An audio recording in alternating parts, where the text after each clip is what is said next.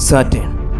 ഇളമഞ്ഞ നിറവും ചുറ്റിലും ആയിരക്കണക്കിന് അത്ഭുതകരമായ വളയങ്ങളുമുള്ള സൗരയൂഥത്തിലെ അതിമനോഹരമായ ലോകം. വലിപ്പത്തിൻ്റെ കാര്യത്തിൽ 2ാം സ്ഥാനക്കാരനായ ഈ വാതക ഭീമൻ്റെ ചുറ്റിലും മറ്റൊരു സൗരയൂഥം എന്ന പോലെ തന്നെ 100-ലധികം ഉപഗ്രഹങ്ങളാണ് വലം വയ്ക്കുന്നത്. ശനിയെയും ശനിയുടെ വളയങ്ങളെയും ചുറ്റിലുമുള്ള ഉപഗ്രഹങ്ങളെയും എല്ലാം നമ്മൾ അടുത്തറിഞ്ഞതും നേരിട്ട് കണ്ടതും നീണ്ട 7 വർഷക്കാലത്തെ യാത്രയ്ക്കൊടുവിൽ ശനിയുടെ സമീപത്തെത്തി വീണ്ടും നീണ്ട 13 വർഷക്കാലത്തോളം ശനിയുടെയും ഉപഗ്രഹങ്ങളുടെയും സമീപത്തുകൂടെ പറന്നു നടന്ന് എല്ലാ കാഴ്ചകളും കണ്ട് അവയെല്ലാം പകർത്തി നമുക്ക് അയച്ചു തന്ന് നമ്മെ പഠിപ്പിച്ച ശേഷം ശനിയുടെ ആഴങ്ങളിലേക്ക് പറന്നിറങ്ങിപ്പോയ ക്യാസിനി എന്ന പേടകത്തിലൂടെയാണ്. ഇതിലൂടെ ലോകം കണ്ടത് അവിശ്വസനീയമായ കാഴ്ചകളായിരുന്നു. ക്യാസിനി കണ്ട ആ അത്ഭുത കാഴ്ചകളെല്ലാം നമ്മൾ കാണാൻ പോവുകയാണ്.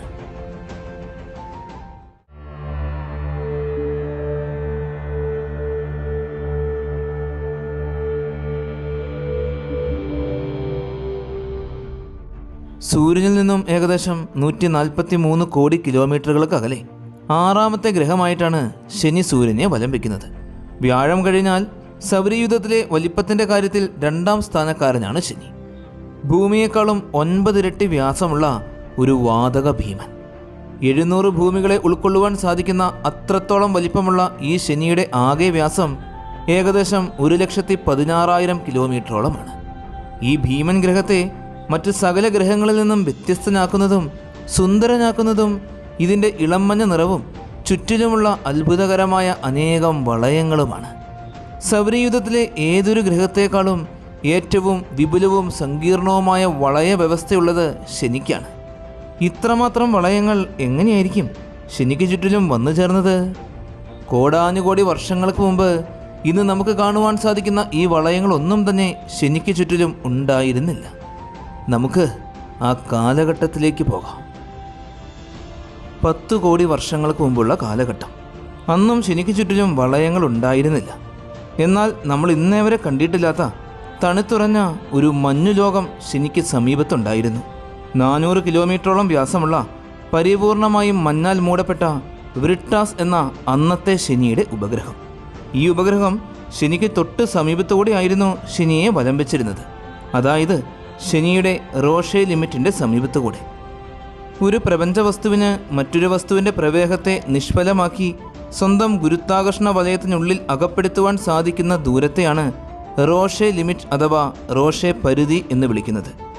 ഈ പരിധി എന്നത് 2ാമത്തെ വസ്തുവിൻ്റെ വേഗത, മാസ് എന്നിവയുമായി ബന്ധപ്പെട്ടിരിക്കുന്നു. റോഷെ ലിമിറ്റിൽ എത്തിക്കഴിഞ്ഞാൽ വലിയ ആകാശഗോളത്തിൽ നിന്നുമുള്ള ടൈഡൽ ഫോഴ്സ് സമീപത്തെത്തുന്ന ചെറിയ ആകാശഗോളത്തിൻ്റെ സ്വയം ഗുരുത്വാകർഷണ ബലത്തെ മറികടക്കുന്നു. ഇതിൻ്റെ ഫലമായി ചെറിയ വസ്തു 2 വശങ്ങളിലേക്കും വലിച്ചു നീട്ടപ്പെടുകയും അവസാനം തകർന്നു പോവുകയും ചെയ്യും. ശനിയുടെ തൊട്ട് സമീപത്തുകൂടെ അമിത വേഗതയിൽ വലം വെച്ചിരുന്ന വ്രിട്ടാസ് എന്ന ഈ തണുത്ത ഉപഗ്രഹം ശനിയുടെ റോഷെ ലിമിറ്റിൽ എത്തിച്ചേർന്നു. ശനിയുടെ ഗുരുത്വാകർഷണ ശക്തിയിൽ അകപ്പെട്ടുപോയ വ്രിട്ടാസ് ഇരുവശത്തേക്കും വലിച്ചു നീട്ടപ്പെടുകയും അതിൻ്റെ ഫലമായി അവസാനം ഈ ഉപഗ്രഹം കോടാനുകോടി ചെറിയ കഷ്ണങ്ങളായി തകർന്നു പോവുകയും ചെയ്തു. ആ പൊടിപടലങ്ങളെല്ലാം വ്രിട്ടാസ് ശനിയെ വലം വെച്ച അതേ വേഗതയിൽ ശനിയെ വലം വയ്ക്കാൻ തുടങ്ങി. ഏതാനും നാളുകൾക്കുള്ളിൽ തന്നെ വ്രിട്ടാസിൻ്റെ പൊടിപടലങ്ങളെല്ലാം ശനിക്ക് ചുറ്റിലും ഒരു വളയമായി തീർന്നു. അത് ശനിക്ക് ചുറ്റും ഒരൊറ്റ വളയമായിരുന്നു. എന്നാൽ കാലങ്ങൾ കഴിയുന്തോറും ആ വളയം പല ഭാഗങ്ങളായി മാറി. ആ സമയത്ത് ഇതിന് ഇന്നത്തേതിനേക്കാൾ വലിപ്പവും തിളക്കവും മാസുമെല്ലാം ഉണ്ടായിരുന്നു. കാലങ്ങൾ കഴിയുന്തോറും ശനിയുടെ സമീപത്തുള്ള വളയത്തിലെ പദാർത്ഥങ്ങളെല്ലാം മഴ പോലെ ശനിയിലേക്ക് പെയ്തിറങ്ങുകയും ചെയ്തു. മറ്റു വളയങ്ങളുടെ നിറം മങ്ങി മങ്ങി വരികയും ചെയ്തു. അങ്ങനെ കാലങ്ങൾ കഴിയുന്തോറും ഇന്ന് നമ്മൾ കണ്ട് അത്ഭുതപ്പെട്ട് നിൽക്കുന്ന ഈ വളയങ്ങളായി മാറി. ഏതൊരു വാനനിരീക്ഷകൻ്റെയും മനം കവരുന്നതാണ് ടെലസ്കോപ്പിലൂടെയുള്ള ശനിയുടെ വളയങ്ങളുടെ കാഴ്ച. നഗ്നനേത്രങ്ങൾ കൊണ്ട് തന്നെ നല്ലതുപോലെ കാണാമായിരുന്നത് കൊണ്ട് ചരിത്രാതീത കാലം മുതൽ തന്നെ മനുഷ്യനറിയാവുന്ന ഒരു ഗ്രഹമായിരുന്നു ശനി. 1610 ഗലീലിയോ ഗലീലിയാണ് ടെലസ്കോപ്പിലൂടെ ശനിയുടെ വളയങ്ങളെ ആദ്യമായി നിരീക്ഷിച്ചത്. നാസ വിക്ഷേപിച്ച വോയേജർ 1, വോയേജർ 2, ക്യാസിനി, പൈനിയർ 11 എന്നീ പേടകങ്ങൾ ശനിയുടെ വളയങ്ങളുടെ സമീപത്തെത്തിയപ്പോഴാണ് ഈ വളയങ്ങൾ എന്താണ് എന്ന് നമ്മൾ തിരിച്ചറിഞ്ഞത്. ഇവയിൽ ശനിയെക്കുറിച്ച് പഠിക്കുന്നതിന് വേണ്ടി മാത്രം വിക്ഷേപിച്ച ക്യാസിനിയാണ് വളയങ്ങളെക്കുറിച്ചുള്ള അത്ഭുതകരമായ ഒട്ടനേകം വിവരങ്ങൾ നമുക്ക് പറഞ്ഞു തന്നത്. ഇത് ഒരൊറ്റ വളയമല്ല, പ്രധാനമായും 7 വളയങ്ങളാണ്. ഇവയ്ക്ക് ഓരോന്നിനിടയിലും വിടവുകളുമുണ്ട്. മാത്രമല്ല, ഓരോ പ്രധാന വളയങ്ങൾക്കും 500 മുതൽ 1000 ഉപവളയങ്ങളുമുണ്ട്. ഭൂമിയിൽ നിന്നും ചന്ദ്രൻ വരെയുള്ള ദൂരത്തേക്കാളും വിസ്താരമുണ്ട് ഈ വളയ വ്യൂഹത്തിന്. സൗരയൂഥത്തിൽ സൂര്യൻ കഴിഞ്ഞാൽ ഏറ്റവും കൂടുതൽ വിസ്താരമുള്ള വസ്തുവാണ് ശനിയുടെ വളയങ്ങൾ. ഇത് ശനിയുടെ ഉപരിതലത്തിൽ നിന്നും ഏകദേശം 7000 കിലോമീറ്റർ മുതൽ 4 ലക്ഷം കിലോമീറ്റർ വരെ ദൂരത്തേക്ക് വ്യാപിച്ചു കിടക്കുന്നു. ഇവയുടെ കനം ശരാശരി 1 കിലോമീറ്ററിലും താഴെയാണ്. ശനിയെ വലം വെച്ചുകൊണ്ടിരിക്കുന്ന കോടിക്കണക്കിന് പാറകളും പൊടിപടലങ്ങളും ഐസ് കട്ടകളും എല്ലാം ചേർന്നതാണ് ഈ വളയങ്ങൾ. ഇവയിൽ ചെറിയ തരിയുടെ മാത്രം വലിപ്പമുള്ള പദാർത്ഥങ്ങൾ മുതൽ വലിയ ബസിനേക്കാളും വലിപ്പമുള്ള പദാർത്ഥങ്ങൾ വരെയുണ്ട്. ശനിയുടെ ഓരോ വളയങ്ങളെയും നമുക്ക് വിശദമായി കാണാം. ശനിയുടെ ഏറ്റവും സമീപത്ത് സ്ഥിതി ചെയ്യുന്നതും ഏറ്റവും ഉള്ളിലുള്ളതുമായ വളയമാണ് ഡി റിംഗ്. വളരെയേറെ മങ്ങിയതും തെളിച്ചം കുറഞ്ഞതും ദുർബലവുമായ വളയമാണിത്. മറ്റു വളയങ്ങളെപ്പോലെ ഈ വളയം ശനിക്ക് ചുറ്റിലുമുണ്ട് എന്ന് നമുക്ക് തോന്നുക പോലുമില്ല. ശനിയിൽ നിന്നും ഏകദേശം 66,900 കിലോമീറ്ററുകൾ മുതൽ ആരംഭിച്ച് 74,000 കിലോമീറ്റർ വരെ വ്യാപിച്ചു കിടക്കുന്ന വളയം. സാന്ദ്രത വളരെയേറെ കുറവായ ഈ വളയത്തെ ഗോസ്റ്റ് റിംഗ് എന്നും വിളിക്കുന്നുണ്ട്. കാസിനിയാണ് ഡി റിങ്ങിനെക്കുറിച്ച് വളരെ വിശദമായി പഠിച്ച് നമുക്ക് പറഞ്ഞു തന്നത്. കാസിനിയിൽ നിന്നും മനസ്സിലാക്കിയതനുസരിച്ച് ഡി റിംഗ് ഇതര വളയങ്ങളെക്കാൾ വളരെയേറെ ഗതിമാറ്റങ്ങൾ കാണിക്കുന്ന വളയമാണ്. ഇത് ശനിക്ക് സമീപത്ത് സ്ഥിതി ചെയ്യുന്നത് കൊണ്ട് തന്നെ ഇതിലെ പദാർത്ഥങ്ങൾ ശനിയിലേക്ക് പതിച്ചുകൊണ്ടേയിരിക്കുകയാണ്. അതുകൊണ്ടാണ് ഈ വളയം നിരന്തരം ഗതിമാറ്റങ്ങൾ കാണിക്കുന്നത്. ഡി റിങ്ങിൽ 30 കിലോമീറ്റർ അകലത്തിൽ തിരമാലകൾ പോലുള്ള ഒരു സൂക്ഷ്മ സ്കെയിൽ ഘടനയുണ്ട്. ആദ്യ നിരീക്ഷണത്തിൽ സി റിങ്ങിനും ഡി റിങ്ങിനും ഇടയിലുള്ള വിടവിൽ കാണപ്പെട്ട ഈ ഘടന 2009 ഡി റിങ്ങിൽ നിന്നും ബി റിങ്ങിൻ്റെ ആന്തരിക അറ്റത്തേക്ക് 19,000 കിലോമീറ്റർ വരെ വ്യാപിച്ചതായി കണ്ടെത്തി. ഡി റിങ്ങിന് പുറത്തും ബി റിങ്ങിൻ്റെ ഉള്ളിലുമായി സ്ഥിതി ചെയ്യുന്ന വീതിയേറിയ എന്നാൽ മങ്ങിയതുമായ ഒരു വളയമാണ് സി റിംഗ്. ഈ സി റിങ്ങും നമുക്ക് പരിപൂർണമായും കാണുവാൻ സാധിക്കില്ല. ശനിയിൽ നിന്നും ഏകദേശം 74,000 കിലോമീറ്ററുകൾ മുതൽ 92,000 കിലോമീറ്ററുകൾ വരെ വ്യാപിച്ചു കിടക്കുന്ന റിങ്ങാണിത്. ഇതിൻ്റെ വ്യാപ്തം ഏകദേശം 18,000-ഓളം കിലോമീറ്ററാണ്. അതായത് നമ്മുടെ ഭൂമിയുടെ പകുതി നീളം. സി റിങ്ങിൽ കാണപ്പെടുന്ന പദാർത്ഥങ്ങളെല്ലാം വളരെയേറെ ചെറുതാണ്. വളരെ വലിപ്പം കുറഞ്ഞ ഐസ് കട്ടകളും കല്ലുകളും പൊടിപടലങ്ങളും ചിപ്പുകളും മാത്രം. അതുകൊണ്ട് തന്നെ ഈ റിങ് വളരെയേറെ മങ്ങിയതും സാന്ദ്രത കുറഞ്ഞതുമാണ്. 2004-2017 കാലഘട്ടങ്ങളിൽ കസീനി അയച്ചു തന്ന ചിത്രങ്ങളിൽ നിന്നും സി റിങ്ങിൽ വിചിത്രമായ വ്യത്യാസവും ഇടവഴിയും വലിയ വിടവുകളും കണ്ടെത്തി. ഇന്നർ സി റിങ്ങിൽ സ്ഥിതി ചെയ്യുന്ന ഒരു വിടവാണ് കൊളംബോ ഗ്യാപ്പ്. ഈ വിടവിലാണ് ശനിയുടെ കേന്ദ്രത്തിൽ നിന്നും 77,883 കിലോമീറ്റർ കേന്ദ്രീകരിച്ചിരിക്കുന്നതും എന്നാൽ ഇടുങ്ങിയതുമായ ദീർഘവൃത്താകൃതിയുള്ള കൊളംബോ വളയം സ്ഥിതി ചെയ്യുന്നത്. ടൈറ്റൻ എന്ന ശനിയുടെ ഉപഗ്രഹത്താൽ ഓർബിറ്റൽ റെസൊണൻസിൽ നിയന്ത്രിക്കപ്പെടുന്ന ഈ വളയത്തെ ടൈറ്റൻ വളയം എന്നും വിളിക്കും. കൊളംബോ ഗ്യാപ്പ് പോലെ സി റിങ്ങിലുള്ള മറ്റൊരു വിടവാണ് മാക്സ്വെൽ ഗ്യാപ്പ്. ഈ ഗ്യാപ്പിൽ യുറാനസിൻ്റെ വളയത്തോട് സാമ്യമുള്ള വളയം സ്ഥിതി ചെയ്യുന്നുണ്ട്. അതിനെ മാക്സ്വെൽ റിംഗ്ലെറ്റ് എന്നാണ് വിളിക്കുന്നത്. അടുത്തത് വെറുമൊരു വളയം മാത്രമല്ല, ഇത് ശനിയുടെ ശിരസിലിരിക്കുന്ന കിരീടമാണ്. സി റിങ്ങിൻ്റെ പുറത്തും സി റിങ്ങിനെയും എ റിങ്ങിനെയും വിഭജിക്കുന്ന കാസിനി ഡിവിഷന് ഇടയിലുമായി നിലനിൽക്കുന്ന ശനിയുടെ ഏറ്റവും തിളക്കവും വലിപ്പവും സാന്ദ്രതയും കൂടിയ വളയം.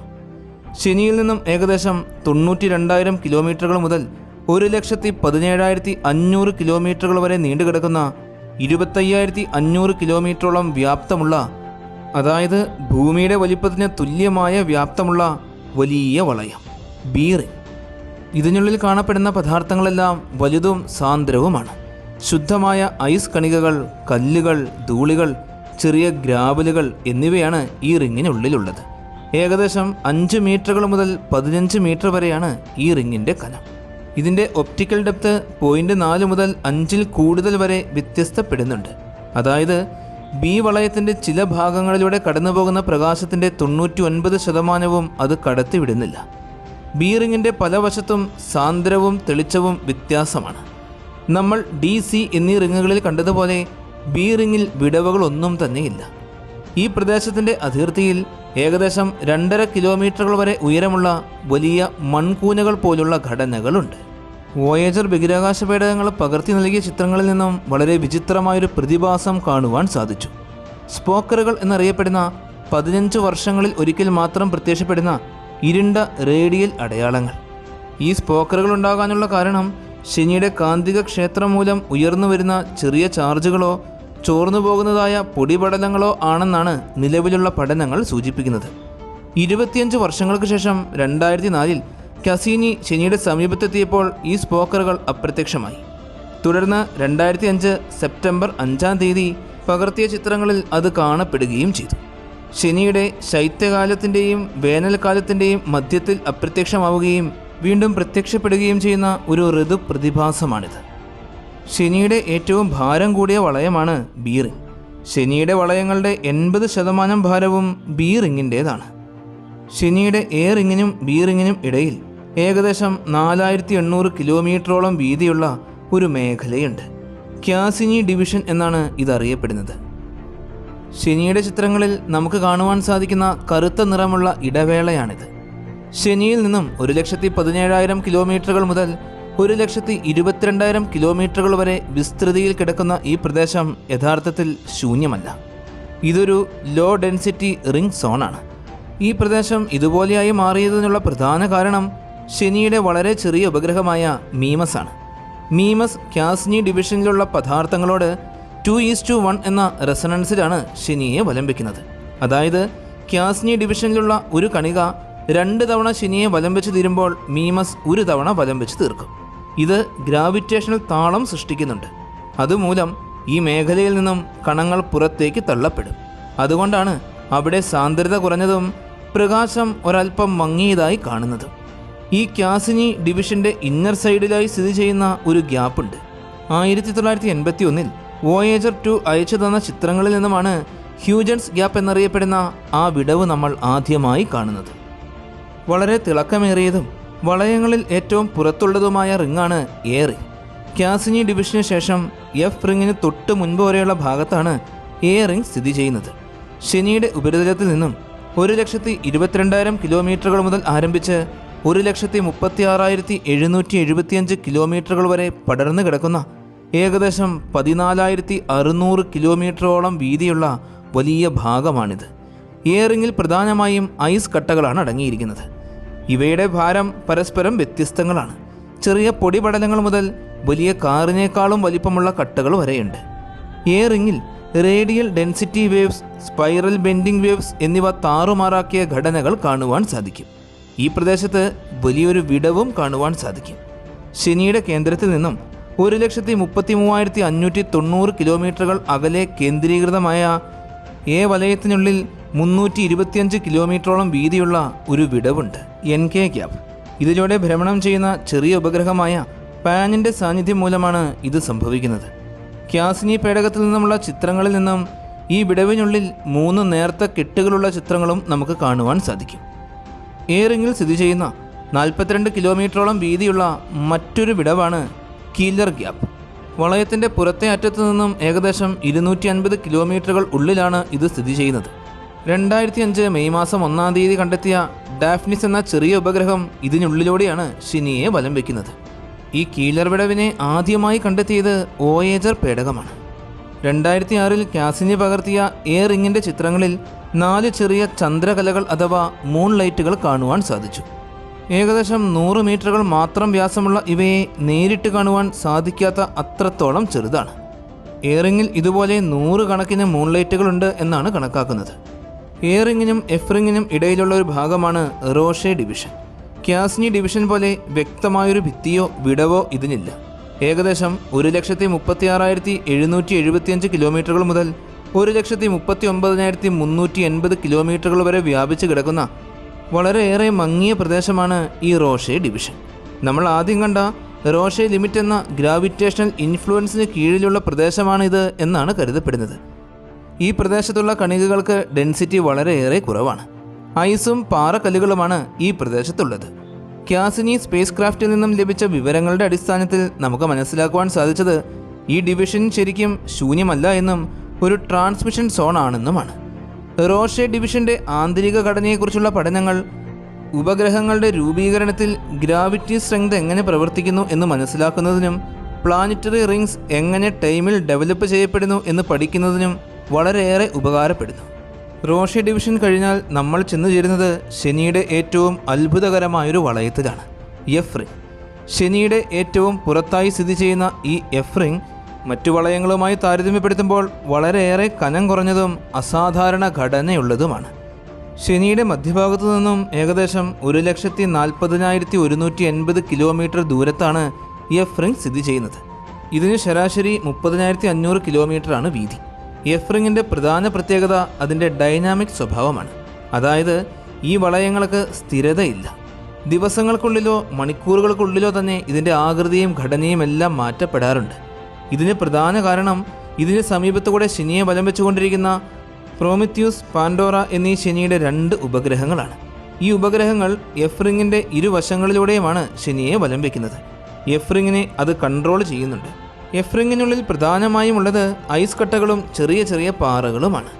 ക്യാസിനി എഫ് റിങ്ങിനെ സമീപിച്ച് അതിൻ്റെ 3D ഘടനയും അനിയന്ത്രിതമായ സ്വഭാവവും നിരീക്ഷിച്ചു. ആ സമയത്ത് ക്യാസിനി പകർത്തിയ ചിത്രങ്ങളിൽ നിന്നും പ്രോമിത്യൂസ് എന്ന ഉപഗ്രഹം ഈ വളയത്തിനുള്ളിൽ കുഴികൾ നിർമ്മിച്ചുകൊണ്ടിരിക്കുന്നത് കാണുവാൻ സാധിക്കും. അതുപോലെ തന്നെ വളയങ്ങൾക്ക് വളരെ പെട്ടെന്ന് രൂപമാറ്റങ്ങൾ സംഭവിച്ചുകൊണ്ടിരിക്കുന്നതും ചിത്രീകരിച്ചു. എഫ് റിങ്ങിൻ്റെ പുറത്ത് വീണ്ടും വളയങ്ങളുണ്ട്. അവയെ ശനിയുടെ പുറം വളയങ്ങൾ അഥവാ ഔട്ടർ റിങ്സ് എന്നാണ് വിളിക്കുന്നത്. ഇവ പ്രധാനമായും G ring, E ring, Phoebe ring എന്നിവയാണ്. ജി റിംഗ് ഒരു നേർത്ത വളയമാണ്. എഫ് റിങ്ങിന് തൊട്ട് പുറത്താണ് ജി റിംഗ് സ്ഥിതി ചെയ്യുന്നത്. മൈക്രോ ശ്രേണിയിലുള്ള ചെറിയ കണികകൾ ചേർന്ന ഒരു വളയമാണ് ജി റിംഗ്. ശനിയുടെ വളയങ്ങളിൽ ഏറ്റവും വീതിയുള്ളതും ഏറ്റവും വ്യാപിച്ചു കിടക്കുന്നതുമായ റിങ്ങാണ് ഇ റിംഗ്. മറ്റ് പ്രധാന വളയങ്ങൾക്ക് അപ്പുറത്താണ് ഇത് വ്യാപിച്ചു കിടക്കുന്നത്. ശനിയുടെ ഉപഗ്രഹമായ എൻസിലേഡസിൻ്റെ ഭ്രമണപഥത്തെ ചുറ്റിപ്പറ്റിയാണ് ഇത് സ്ഥിതി ചെയ്യുന്നത്. ഇതിലെ കണികകൾ എൻസിലേഡസിൻ്റെ ഗീസറുകളിൽ നിന്നാണ് ഉത്ഭവിച്ചത് എന്നാണ് കരുതപ്പെടുന്നത്. പ്രധാന വളയങ്ങൾക്കപ്പുറം ഏറ്റവും വലുതും മങ്ങിയതുമായ ഒരു വളയമുണ്ട്, ഫോപ്പ് റിംഗ്. ശനിയുടെ മറ്റു വളയങ്ങളുമായി താരതമ്യപ്പെടുത്തുമ്പോൾ ഇത് ശനിക്ക് ചുറ്റിലും ചരിഞ്ഞാണ് നിലനിൽക്കുന്നത്. കൂടാതെ ഫോബ് എന്ന ഉപഗ്രഹത്തിൽ നിന്നുമാണ് ഈ റിംഗ് രൂപപ്പെട്ടത് എന്നാണ് കരുതപ്പെടുന്നത്. ശനിയുടെ ഈ വളയങ്ങളെ എല്ലാം നമുക്ക് ഇത്ര വ്യക്തമായി തന്നെ കാണിച്ചു തന്നതും ഇവയെക്കുറിച്ചെല്ലാം നമ്മെ പഠിപ്പിച്ചതും ക്യാസിനി എന്ന പേടകമാണ്. അമേരിക്കയുടെ നാസയും യൂറോപ്യൻ സ്പേസ് ഏജൻസിയായ ESAയും ഇറ്റലിയുടെ ASAയും ഒത്തൊരുമിച്ചുള്ള ഗവേഷണ പദ്ധതിയായിരുന്നു ക്യാസിനി ഹൈജൻ ബഹിരാകാശ ദൗത്യം. ശനി ഗ്രഹത്തെക്കുറിച്ച് പഠിക്കുക, ശനിയുടെ വളയങ്ങൾ, ഉപഗ്രഹങ്ങൾ എന്നിവയെക്കുറിച്ചെല്ലാം വളരെ വിശദമായി തന്നെ പഠിക്കുക എന്നതായിരുന്നു ഈ ദൗത്യത്തിൻ്റെ പ്രധാന ലക്ഷ്യങ്ങൾ. 1997 ഒക്ടോബർ മാസം 15-ാം തീയതി ടൈറ്റൻ 4B എന്ന റോക്കറ്റ് വിക്ഷേപിക്കപ്പെട്ടു. റോക്കറ്റിനകത്ത് 2 പേടകങ്ങളാണുള്ളത്. ക്യാസിനി എന്നും ഹൈജൻ എന്നും പേരിട്ടിരിക്കുന്ന ഇരട്ട പേടകങ്ങൾ. നാസ നിർമ്മിച്ച ക്യാസിനി എന്ന പ്രോബും ശനിയുടെ വലിയ ഉപഗ്രഹമായ ടൈറ്റനിൽ ഇറക്കുന്നതിനു വേണ്ടി ESA നിർമ്മിച്ച ഹൈജൻ എന്ന ലാൻഡറും. ഈ 2 പേടകങ്ങളും കൂടെ ആകെ 5574 കിലോഗ്രാമോളമാണ് ഭാരം. ശനി ഗ്രഹത്തെ ലക്ഷ്യമാക്കിയായിരുന്നു ഇരുവരുടെയും യാത്ര. ഭൂമിയിൽ നിന്നും പുറപ്പെട്ട ശേഷം ഇവർ നേരെ പോയത് ശുക്രൻ്റെ സമീപത്തേക്കായിരുന്നു. അവിടെ നിന്നും ഭൂമിയുടെ സമീപത്തേക്കും പറന്നു. ഈ സഞ്ചാരപാതയിൽ 2 തവണ ശുക്രൻ്റെ സമീപത്തും 1 തവണ ഭൂമിയുടെ സമീപത്തും എത്തി. അങ്ങനെ ശുക്രൻ്റെയും ഭൂമിയുടെയും ഗ്രാവിറ്റിയുടെ സഹായത്തോടെ ആസ്ട്രോയിഡ് ബെൽറ്റ് മറികടക്കുന്നതിനുള്ള വെലോസിറ്റി കരസ്ഥമാക്കി. ഒരു ഗ്രഹത്തിൻ്റെയോ ബഹിരാകാശ വസ്തുവിൻ്റെയോ ആപേക്ഷിക ചലനവും ഗുരുത്വാകർഷണ ബലവും ഉപയോഗിച്ച് ഒരു പേടകത്തിൻ്റെ പാതയെയും വേഗതയെയും മാറ്റം വരുത്തുന്നതിനെയാണ് ഗ്രാവിറ്റി അസിസ്റ്റ് അഥവാ ഗ്രാവിറ്റേഷണൽ സ്ലിംഗ് ഷോട്ട് എന്ന് വിളിക്കുന്നത്. ഈ സഞ്ചാരപാതയിൽ 2000 ജനുവരി 23-ാം തീയതി ക്യാസിനി 2685 മസൂർക്കി എന്ന ഒരു ചിഹ്നഗ്രഹത്തിൻ്റെ സമീപത്തെത്തുകയും ആ ചിഹ്നഗ്രഹത്തിൻ്റെ ധാരാളം ചിത്രങ്ങൾ പകർത്തി നമുക്ക് അയച്ചു തരികയും ചെയ്തു. ഇതേ വർഷം തന്നെ ഡിസംബർ മാസം ക്യാസിനി സൗരയൂഥത്തിലെ ഏറ്റവും വലിപ്പം കൂടിയ ഗ്രഹമായ വ്യാഴത്തിൻ്റെ സമീപത്തെത്തുകയും അനേകം ചിത്രങ്ങൾ പകർത്തി നമുക്ക് അയച്ചു തരികയും ചെയ്തു. കൂടാതെ 6 മാസക്കാലത്തോളം വ്യാഴത്തിൻ്റെ സമീപത്തുകൂടെ തന്നെ പറന്നു നടന്ന് ധാരാളം പഠനങ്ങൾ നടത്തി. ഇതിലൂടെ വ്യാഴത്തിൽ നിരന്തരമായി സംഭവിച്ചുകൊണ്ടിരിക്കുന്ന അതിഭീമൻ ചുഴലിക്കാറ്റുകളെ കണ്ടെത്തി. വ്യാഴത്തിൻ്റെ ഏറ്റവും കനം കുറഞ്ഞ വളയങ്ങളെപ്പറ്റിയും പഠനങ്ങൾ നടത്തി. അങ്ങനെ പഠനങ്ങൾ നടത്തുകയും ചിത്രങ്ങൾ പകർത്തുകയും ചെയ്ത ശേഷം കാസിനി തൻ്റെ ലക്ഷ്യസ്ഥാനത്തേക്ക് തന്നെ യാത്ര തിരിച്ചു. അവസാനം വിക്ഷേപിച്ച് 7 വർഷങ്ങൾക്ക് ശേഷം 2004 ജൂൺ മാസം 30 കാസിനി ശനിയുടെ ഭ്രമണപഥത്തിൽ എത്തിച്ചേർന്നു. തുടർന്ന് അടുത്ത 10 വർഷത്തിലും കൂടുതൽ കാലം കാസിനി പഠനങ്ങൾ നടത്തിക്കൊണ്ടേയിരുന്നു. ഇളം മഞ്ഞ നിറമുള്ള ശനി ഗ്രഹത്തിലും ശനിയുടെ ഉപഗ്രഹങ്ങളിലും ശനിക്ക് ചുറ്റിലുമുള്ള വളയങ്ങളിലും. നീണ്ട 7 വർഷക്കാലത്തെ ഒരുമിച്ചുള്ള യാത്രയ്ക്ക് ശേഷം 2004 ഡിസംബർ മാസം 25 കാസിനിയിൽ നിന്നും വേർപെട്ട ഹൈജൻ തൻ്റെ ലക്ഷ്യസ്ഥാനത്തേക്ക് കുതിച്ചു. അങ്ങനെ അവസാനം 2005 ജനുവരി മാസം 14 മീഥൈൻ പുഴകളും നദികളും വലിയ സമുദ്രങ്ങളും മലനിരകളും കുന്നിൻ ചെരുവുകളും എല്ലാം നിറഞ്ഞ സൗരയൂഥത്തിലെ വളരെ വിചിത്രമായ ശനിയുടെ ഏറ്റവും വലിയ ഉപഗ്രഹമായ ടൈറ്റൻ്റെ അന്തരീക്ഷത്തിലേക്ക് പ്രവേശിച്ചു. പാരാച്യൂട്ടിൻ്റെ സഹായത്തോടെ 2.5 മണിക്കൂറോളം സമയമെടുത്ത് ടൈറ്റൻ്റെ മണ്ണിൽ ഹൈജൻ സുരക്ഷിതമായി ഇറങ്ങി. ഭൂമിയിൽ നിന്നും ഏറ്റവും അകലത്തിൽ സ്ഥിതി ചെയ്യുന്ന ഒരു ഉപഗ്രഹത്തിൽ ഇറങ്ങുന്ന ആദ്യത്തെ പേടകമായി മാറി ഹൈജൻ. ടൈറ്റനിൽ ഇറങ്ങിയ ശേഷം വളരെ പെട്ടെന്ന് തന്നെ പ്രവർത്തനം നിലച്ചുപോകും എന്ന് കരുതിയിരുന്നു. എങ്കിലും ഏകദേശം 90 മിനിറ്റുകൾ വരെ ഈ പേടകം പ്രവർത്തിച്ചു. മനുഷ്യൻ അന്നേ വരെ കണ്ടിട്ടില്ലാത്ത ടൈറ്റൻ്റെ ഉപരിതലത്തിലെ വളരെ വിചിത്രമായ ധാരാളം കാഴ്ചകൾ പകർത്തി. ഇത് ശനിയെ വലം വെച്ചുകൊണ്ടിരിക്കുന്ന കാസിനിയിലേക്ക് അയച്ചു. കാസിനി പിന്നീട് ഈ ചിത്രങ്ങളെല്ലാം ഭൂമിയിലേക്കും അയച്ചു. ഹൈജൻ ഇറങ്ങിയ ടൈറ്റൻ്റെ ഉപരിതലത്തിൽ ധാരാളം ഉരുളൻ കല്ലുകളും ഐസ് കട്ടകളും കാണുവാൻ സാധിച്ചു. ധാരാളം നദികളും സമുദ്രങ്ങളും ടൈറ്റൻ്റെ ഉപരിതലത്തിൽ ഉണ്ട് എന്ന് നമുക്കറിയാം. ഇവയിലെല്ലാം ഒഴുകുന്നത് ഈഥൈനും മീഥൈനുമാണ്. കൂടാതെ ടൈറ്റനിൽ 1 സെക്കൻഡിൽ 0.75 മീറ്റർ വേഗതയിൽ വീശിയടിക്കുന്ന കാറ്റുണ്ട്. ഈ കാറ്റിൻ്റെ ശക്തിയിൽ സമുദ്രങ്ങളിൽ തിരമാലകൾ രൂപപ്പെടുന്നുണ്ട് എന്ന് കണ്ടെത്തുവാൻ സാധിച്ചു. അന്തരീക്ഷം നമ്മുടെ ഭൂമിയുടേതുപോലെ തന്നെ നൈട്രജൻ വാതകമാണ് ഏറ്റവും കൂടുതലായിട്ടുള്ളത്. ഹൈജൻ പകർത്തിയ ഏകദേശം 350ഓളം ചിത്രങ്ങൾ നമുക്ക് അയച്ചു തന്നിട്ടുണ്ട്. എന്നാൽ പിന്നീട് പേടകത്തിൻ്റെ സോഫ്റ്റ്വെയറിന് സംഭവിച്ച തകരാറ് മൂലം ഒരു ചിത്രവും പകർത്തി ഭൂമിയിലേക്ക് അയക്കുവാൻ സാധിച്ചിട്ടേയില്ല. കാസിനി ഈ സമയത്ത് ശനിയെപ്പറ്റി പഠിച്ചുകൊണ്ടേയിരിക്കുകയാണ്. അന്നേ വരെ കണ്ടെത്തിയിട്ടില്ലാത്ത ശനിയുടെ 7 പുതിയ ഉപഗ്രഹങ്ങളെ കാസിനി കണ്ടെത്തി. മെത്തോൺ, പലനെ, പോളിഡ്യൂസസ്, ഡാർഫനീസ്, ആൻതെ, ഏജിയോൺ. ഈ ഉപഗ്രഹങ്ങളെ കൂടാതെ ശനിയുടെ അതിമനോഹരമായ വളയങ്ങൾക്കുള്ളിൽ ഒരു പുതിയ ഉപഗ്രഹം രൂപപ്പെട്ടുകൊണ്ടിരിക്കുന്നതായും കാസിനി കണ്ടെത്തി. അതിനുശേഷം സാറ്റേണിൻ്റെ സമീപത്തുള്ള അതിമനോഹരമായ മീഥൈൻ നദികൾ ഒഴുകുന്ന ഐസ് നിറഞ്ഞ ഒരു ഉപഗ്രഹത്തിൻ്റെ തൊട്ട് സമീപത്തുകൂടെ കാസിനി സഞ്ചരിച്ചു. ഈ ഉപഗ്രഹത്തിൽ കാണുവാൻ സാധിച്ചത് വളരെ വിചിത്രവും അത്ഭുതകരവുമായ കാഴ്ചകളാണ്. ഐസ് നിറഞ്ഞു കിടക്കുന്ന ഉപഗ്രഹത്തിൽ നിന്നും മുകളിലേക്ക് ഉയരുന്ന വാതകത്തിൽ വെള്ളത്തിൻ്റെ തുള്ളികൾ കണ്ടെത്തി. ഈ ഉപഗ്രഹത്തിൽ ജീവൻ നിലനിൽക്കാനുള്ള സാധ്യതകളുണ്ട് എന്ന് കാസിനിക്ക് മനസ്സിലായി. ശനിയെക്കുറിച്ച് ധാരാളം കാര്യങ്ങൾ പറഞ്ഞു തന്നതും അതിമനോഹരമായ ധാരാളം ചിത്രങ്ങൾ കാണിച്ചു തന്നതും കാസിനിയാണ്. ഭീകരമായ അനേകം ചുഴലിക്കാറ്റുകൾ, ഗ്രാവിറ്റിയുടെ വിസ്മയകരമായ കാഴ്ചകൾ, അങ്ങനെ ധാരാളം. ഈ വാതക ഭീമൻ ഗ്രഹത്തിൻ്റെ 95% കൂടുതലും ഹൈഡ്രജൻ ആണ് അടങ്ങിയിട്ടുള്ളത്. അതുകൊണ്ട് തന്നെ ശനിക്ക് ഡെൻസിറ്റി വളരെ കുറവാണ്. സൗരയൂഥത്തിൽ മറ്റു ഗ്രഹങ്ങളെ അപേക്ഷിച്ച് നോക്കുമ്പോൾ ഏറ്റവും കൂടുതൽ ഡെൻസിറ്റി കുറഞ്ഞ ഗ്രഹമാണ് ശനി. സാറ്റേൺ ഒരു വാതക ഭീമനാണെങ്കിലും ഗ്രഹത്തിൽ വാതകം മാത്രമേ ഉള്ളൂ എന്ന് പറയുവാൻ സാധിക്കില്ല. കാരണം വാതകം നിറഞ്ഞു കിടക്കുന്ന ഉപരിതലത്തിൽ നിന്നും ഉള്ളിലേക്ക് പോകുന്തോറും അതിശക്തമായ സമ്മർദ്ദമായിരിക്കും. ഇതിൻ്റെ ഫലമായി ഹൈഡ്രജൻ വാതകം ദ്രാവകമായി മാറും. മറ്റൊരർത്ഥത്തിൽ പറഞ്ഞാൽ ശനിയുടെ ഉള്ളിൽ ലിക്വിഡ് ഹൈഡ്രജൻ്റെ വലിയ സമുദ്രമായിരിക്കും. ശനിയുടെ അന്തരീക്ഷത്തിൽ ധാരാളം അമോണിയ ക്രിസ്റ്റലുകളുണ്ട്. ഈ അമോണിയ ക്രിസ്റ്റലുകളാണ് ശനിക്ക് ഇളം മഞ്ഞ നിറം നൽകുന്നത്. അമോണിയയെ കൂടാതെ മീഥൈനുമുണ്ട്. ശനിയുടെ അന്തരീക്ഷത്തിൽ അതിശക്തിയേറിയ സമ്മർദ്ദം മൂലം അമോണിയയും മീഥൈനും തമ്മിൽ രാസപ്രവർത്തനം നടക്കുകയും അതിൽ നിന്നും കാർബൺ വേർതിരിയപ്പെടുകയും ചെയ്യും. കാർബണിന് കട്ടി കൂടുതലായതിനാൽ അത് അന്തരീക്ഷത്തിൽ നിന്നും ആഴങ്ങളിലേക്ക് ഇറങ്ങിച്ചെല്ലും. ഉള്ളിലേക്ക് പോകുന്തോറും മർദ്ദം വർദ്ധിച്ചു വന്ന് അവസാനം കാർബൺ ഞെരിഞ്ഞമർന്ന് അത് വജ്രമായി രൂപം പ്രാപിക്കും. ശനിയുടെ ഉള്ളിൽ വജ്രം മഴയായി പെയ്യുന്നുണ്ട്. ഇളം മഞ്ഞ നിറമുള്ള ശനിയുടെ പ്രതലത്തിൽ നമുക്ക് ധാരാളം വരകൾ കാണുവാൻ സാധിക്കും. ശനിയിൽ വീശിയടിക്കുന്ന അതിശക്തമായ കാറ്റിൻ്റെ ഫലമായിട്ടാണ് ഈ വരകളെല്ലാം രൂപപ്പെടുന്നത്. അതിശക്തമായ കാറ്റെന്ന് പറഞ്ഞു കഴിഞ്ഞാൽ മണിക്കൂറിൽ 1800 കിലോമീറ്റർ വേഗതയിൽ വരെ ശനിയിൽ കാറ്റ് വീശുന്നുണ്ട്. ക്യാസിനി പേടകം 2011 പകർത്തി നമുക്ക് അയച്ചു തന്ന വലിയ കൊടുങ്കാറ്റാണിത്. ഈ കൊടുങ്കാറ്റിനെ ഗ്രേറ്റ് വൈറ്റ് സ്പോട്ട് എന്നാണ് വിളിക്കുന്നത്. ഒരുപാട് കാലം നീണ്ടു നിൽക്കുന്ന ഈ വലിയ കൊടുങ്കാറ്റിന് 1000 കിലോമീറ്ററോളം നീളമുണ്ടാകും. ഒരു വർഷക്കാലത്തോളം നീണ്ടു നിൽക്കുന്ന ഈ വലിയ കൊടുങ്കാറ്റ് 30 വർഷങ്ങളിൽ ഒരിക്കൽ മാത്രമാണ് സംഭവിക്കുന്നത്. ഇതുകൂടാതെ ശനിയുടെ ഉത്തരധ്രുവത്തിലും ദക്ഷിണ ധ്രുവത്തിലും ഒരിക്കലും നിലയ്ക്കാത്ത വലിയ ചുഴലിക്കാറ്റുകളുണ്ട്. ദക്ഷിണ ധ്രുവത്തിൽ വൃത്താകൃതിയിൽ വീശിയടിച്ചുകൊണ്ടിരിക്കുന്ന ചുഴലിക്കാറ്റുകളാണ് ഇപ്പോൾ നമ്മൾ കാണുന്നത്. എന്നാൽ ഉത്തരധ്രുവത്തിലെ ചുഴലിക്കാറ്റിൻ്റെ ആകൃതി വളരെ വിചിത്രമാണ്.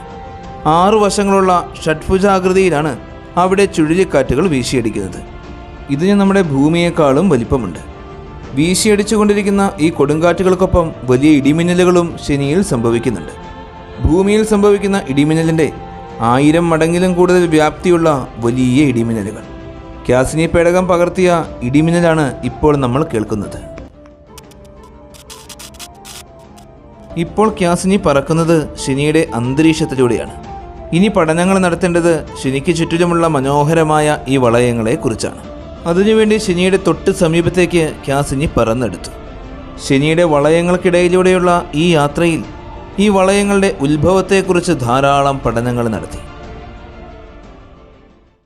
ഏകദേശം 10 കോടി വർഷങ്ങൾക്ക് മുമ്പ് ശനിക്ക് ഈ വലയങ്ങൾ ഉണ്ടായിരുന്നില്ല. എന്നാൽ ഇന്ന് നമുക്ക് കാണുവാൻ സാധിക്കാത്ത ശനിയുടെ ഏറ്റവും സമീപത്ത് സ്ഥിതി ചെയ്തിരുന്ന ഒരു ഉപഗ്രഹമുണ്ടായിരുന്നു. 400 കിലോമീറ്ററോളം വ്യാസമുണ്ടായിരുന്ന, പൂർണ്ണമായും മഞ്ഞാൽ മൂടപ്പെട്ടിരുന്ന ബ്രിട്ടാസ് എന്ന ഒരു ഉപഗ്രഹം. ശനിയുടെ സമീപത്തുകൂടെയായിരുന്നു ബ്രിട്ടാസ് വലം വെച്ചിരുന്നത്. അങ്ങനെ സമീപത്തൂടെ വലം വെച്ച് അവസാനം ഈ ഉപഗ്രഹം ശനിയുടെ റോഷേ ലിമിറ്റിൻ്റെ സമീപത്ത് എത്തിച്ചേർന്നു. ഏതെങ്കിലും ക്രിസ്റ്റൽ ബോഡി റോഷേ ലിമിറ്റിൽ എത്തിച്ചേർന്ന് കഴിഞ്ഞാൽ വലിയ ഗ്രഹത്തിൻ്റെ ഗുരുത്വാകർഷണ ബലത്തിൻ്റെ ശക്തിയിൽ അത് തകർന്നു പോകും. അങ്ങനെ ശനിയുടെ ഗുരുത്വാകർഷണ ബലം മൂലം റോഷേ ലിമിറ്റിൽ വെച്ച് ബ്രിട്ടാസ് എന്ന ഉപഗ്രഹം 2 വശത്തേക്കുമായി മുറിഞ്ഞുപോയി. കോടാനുകോടി കണക്കിന് വലിയ ഐസ് കഷ്ണങ്ങളായി തകർന്നു. ഈ പദാർത്ഥങ്ങളെല്ലാം ഉപഗ്രഹം ശനിയെ വലം വെച്ചിരുന്ന അതേ ദിശയിൽ തന്നെ വലം വയ്ക്കാൻ തുടങ്ങി. ഏതാനും ദിവസങ്ങൾക്കുള്ളിൽ തന്നെ ഇവയെല്ലാം കൂടിച്ചേർന്ന് ശനിക്ക് ചുറ്റും പൂർണ്ണമായൊരു വളയമായി മാറി. ആദ്യം ഒരൊറ്റ വളയം മാത്രമായിരുന്നു ഉണ്ടായിരുന്നത്. എന്നാൽ കാലങ്ങൾ കഴിയുന്തോറും അവ പല വളയങ്ങളായി മാറി. രൂപം കൊണ്ട സമയത്ത് ഈ വളയങ്ങൾക്ക് ഇന്നത്തേതുപോലുള്ള വലിപ്പവും മാസും തിളക്കവും ഒന്നും ഉണ്ടായിരുന്നില്ല. ഈ വളയങ്ങൾക്കിടയിൽ പദാർത്ഥങ്ങളൊന്നുമില്ലാത്ത ധാരാളം ഒഴിഞ്ഞ സ്ഥലങ്ങളുണ്ട്. ശനിയുടെ സമീപത്തു നിന്നും മറ്റേ അറ്റം വരെയുള്ള വളയങ്ങളുടെ ദൂരം 2,82,000 കിലോമീറ്ററോളമാണ്. എന്നാൽ ഇവയ്ക്ക് വെറും 10 മീറ്റർ മാത്രമേ കട്ടിയുള്ളൂ. ഈ വളയങ്ങളെ എല്ലാം പല ഭാഗങ്ങളായി വേർതിരിച്ചിട്ടുണ്ട്. ശനിയുടെ ഏറ്റവും സമീപത്തായി ചേർന്ന് നിൽക്കുന്ന 8,000 കിലോമീറ്റർ വീതിയുള്ള ഭാഗമാണ് ഡി റിംഗ്. ഈ ഭാഗത്തിന് തിളക്കം വളരെ കുറവാണ്. ഒരുപാട് മങ്ങിയ ഈ ഭാഗം കഴിഞ്ഞ് അടുത്ത 17,500 കിലോമീറ്റർ വീതിയുള്ള ഭാഗമാണ് സി റിംഗ്. കുറച്ചുകൂടെ തിളക്കമുള്ള ഭാഗമാണിത്. ഇവിടെ 2 മീറ്ററോളം വലിപ്പമുള്ള പാറക്കല്ലുകളും പൊടിപടലങ്ങളുമാണ് പറന്ന് നടക്കുന്നത്. ശനിയുടെ വളയങ്ങളിലെ ഏറ്റവും വലിയ ഭാഗമാണ് ബി റിംഗ്. ബി റിംഗിൻ്റെ വീതി 26,000 കിലോമീറ്ററോളമാണ്. ഏകദേശം 10 മീറ്റർ വരെ വലിപ്പമുള്ള പാറക്കല്ലുകളാണ് ഈ പ്രദേശത്ത് നിറഞ്ഞു നിൽക്കുന്നത്. എന്നാൽ ഈ പ്രദേശത്തിൻ്റെ അതിർത്തിയിൽ ഏകദേശം 2,000 കിലോമീറ്ററോളം ഉയരമുള്ള വലിയ മൺകൂനകൾ പോലുള്ള ഭാഗമുണ്ട്. മറ്റു റിങ്ങുകളെ അപേക്ഷിച്ച് ബി റിങ്ങാണ് ഏറ്റവും തിളക്കം കൂടിയ ഭാഗം. ഇതിനപ്പുറത്തുള്ളത് എ റിങ്ങാണ്. ഏകദേശം 15,000 കിലോമീറ്റർ വരെ വീതിയുള്ള ഭാഗമാണ് ഇത്. 10 മീറ്ററിലും കൂടുതൽ വലിപ്പമുള്ള പാറക്കല്ലുകളാണ് ഈ ഭാഗത്ത് നിറഞ്ഞു നിൽക്കുന്നത്. ഇത്രയും വളയങ്ങളെയാണ് നമുക്ക് സാധാരണ കാണുവാൻ സാധിക്കുക. എന്നാൽ ഇതിനപ്പുറത്ത് വളരെ മങ്ങിയ എഫ്, ജി, ഇ എന്നീ വളയങ്ങളുമുണ്ട്. അങ്ങനെ ക്യാസിനിയുടെ ദൗത്യം അവസാനിക്കുകയാണ്. ഒരുപാട് വർഷക്കാലത്തോളം ശനിക്ക് ചുറ്റിലും സഞ്ചരിച്ച് ശനിയെക്കുറിച്ചും ഉപഗ്രഹങ്ങളെക്കുറിച്ചും ശനിയുടെ വളയങ്ങളെക്കുറിച്ചും എല്ലാം പഠിച്ച് അവയെല്ലാം നമുക്ക് പറഞ്ഞു തന്ന ശേഷം 2017 സെപ്റ്റംബർ മാസം 15-ാം തീയതി ക്യാസിനി സാറ്റേണിൻ്റെ ഭാഗമായി മാറി. ശനിയെക്കുറിച്ച് ഇന്ന് നമുക്കറിയാവുന്ന സകലതും പറഞ്ഞു തന്നത് ക്യാസിനിയാണ്.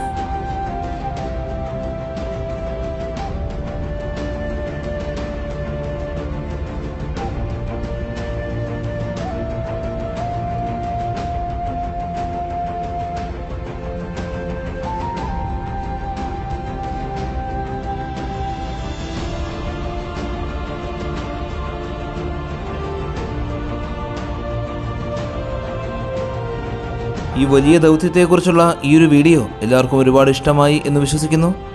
നിങ്ങളുടെ എല്ലാവരുടെയും സപ്പോർട്ടുകൾ കൂടെ ഉണ്ടാകണം. നല്ലൊരു വീഡിയോയുമായി അടുത്ത എപ്പിസോഡിൽ കാണാം.